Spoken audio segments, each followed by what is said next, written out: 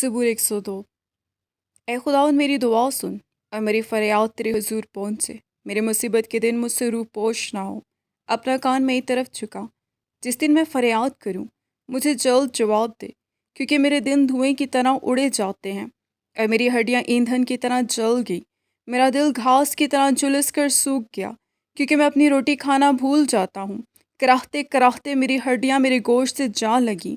میں جنگلی حواسل کے مانند ہوں، میں ویرانے کا الو بن گیا۔ میں بے خواب اور اس گھورے کی مانند ہو گیا ہوں جو چھت پر اکیلا ہو۔ میرے دشمن مجھے دن بھر ملامت کرتے ہیں، میرے مخالف دیوانہ ہو کر مجھ پر لعنت کرتے ہیں، کیونکہ میں نے روٹی کی طرح راکھ کھائی اور آنسو ملا کر پانی پیا۔ یہ تیرے غضب اور قہر کے سبب سے ہے، کیونکہ تو نے مجھے اٹھایا اور پھر پٹک دیا۔ میرے دن ڈھلنے والے سایہ کے مانند ہیں اور میں گھاس کی طرح مرجھا گیا ہوں، لیکن تو اے خداوند ابد تک رہے گا اور تیری یادگار پشت در پشت رہے گی۔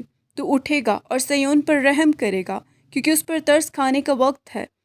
ہاں، اس کا مہین وقت آ گیا ہے، اس لیے کہ تیرے بندے اس کے پتھروں کو چاہتے اور اس کی خاک پر ترس کھاتے ہیں۔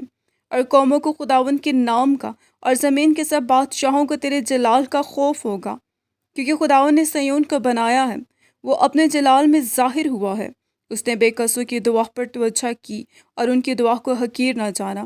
یہ آئندہ پشت کے لیے لکھا جائے گا، اور ایک قوم پیدا ہوگی جو خداوند کی ستائش کرے گی، کیونکہ اس نے اپنے مقدس کی بلندی سے نگاہ کی۔